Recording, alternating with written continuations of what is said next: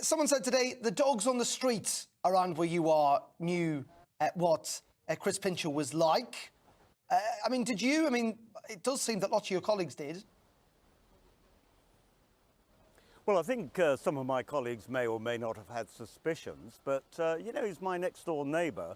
He represents Tamworth, and I can't say that, you know, it was particularly obvious to me. I mean, this place is a rumour mill behind me, and lots of people are accused of lots of things, and some even worse, and maybe it's just me, but I sort of don't always assume that what you hear as gossip is true. Aside from that, and you, as you rightly point out, these are just allegations, but frankly, did the Prime Minister act too late? Was he too slow to remove the whip, given that it's happened much more quickly in the past with other MPs? Well, I think with other MPs, there was a very, very clear case. It was very, very black and white. It wasn't black and white. As soon as, however, a formal complaint was made, the Prime Minister did remove the whip. You know what? If the Prime Minister has two weaknesses, it's one, believing that you're innocent until you're proven guilty, and the second one is loyalty. And, you know, Chris Pincher had been loyal to him, and I guess he wanted to be loyal to Chris Pincher. But it would have been equally wrong, you know, to condemn Chris Pincher, take away the whip and all the rest of it before even a complaint was made. One of the issues which has been in the newspaper, which Chris Pincher is alleged to have been involved with, was not only denied by Chris Pincher, but then was subsequently denied by the victim. So some of it you really do have to take with a pinch of salt.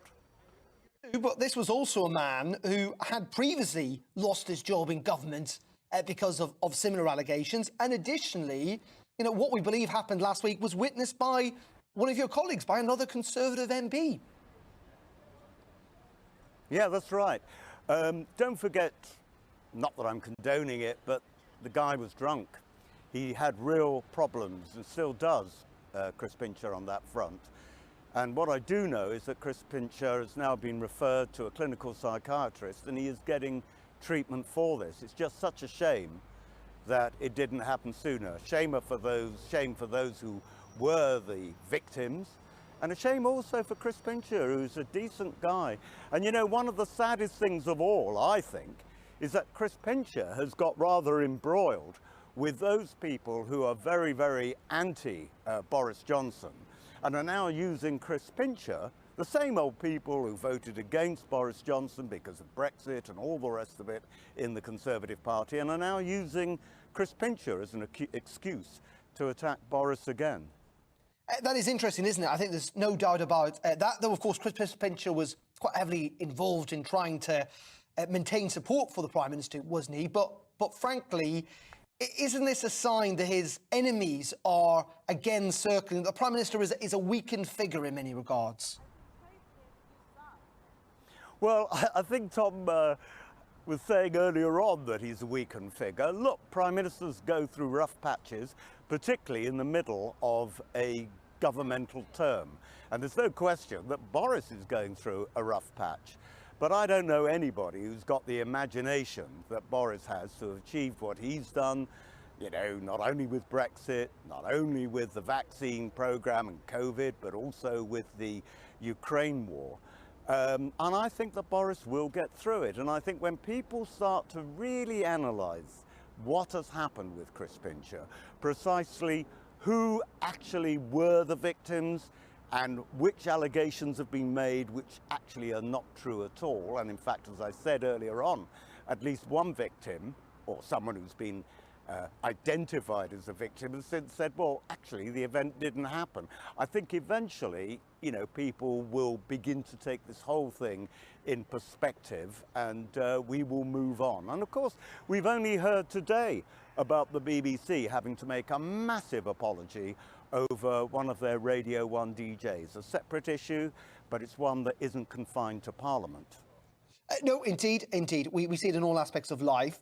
But at the same time, is there a sense now that MPs, your colleagues, I mean, maybe even you yourself, Michael, and you're pretty robust. You're a bit like a Duracell bunny, as in you can keep going if you like, but that they're getting a bit frustrated, a bit annoyed, a bit sick to the back teeth of it, if you like, about constantly having to defend the government, to defend the Prime Minister, to defend his actions, to defend your colleagues in the party. It does seem that kind of almost week in, week out now, that ministers and people like yourself are constantly having to come on the TV and the radio and defend what the government's doing, that it's weighing down the party, weighing down the government.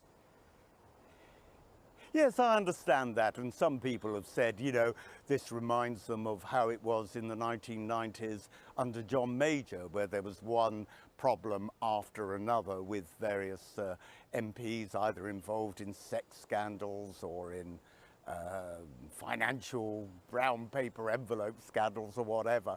Of course, to get the balance right, you have to remember that there are situations at the moment with Claudia Webber, another on the Labour front. You've got a Labour MP who's accepted, what was it, £250,000? I can't remember the exact amount, but whatever it was huge, from the Communist Party of China. Of course, that doesn't mitigate any of this that's happening with the Conservative government. And of course, it's because we're in government that the focus falls on us. And yes, we are getting weary, but these things are not connected with the Prime Minister. Unfortunately, the event that happened with Chris Pincher happened on Wednesday night, actually. And, you know, let's hope we'll have no more of it. We certainly won't from him. Let's hope we'll have no more of it from any other MPs either. And just one final quick question, in one word if you can, Michael. Do you think he will survive as an MP? One word? Yes. One word, I think he will. Okay. Okay. Michael, as always, really appreciate the time this afternoon. Thank you so much. Michael Fabricant,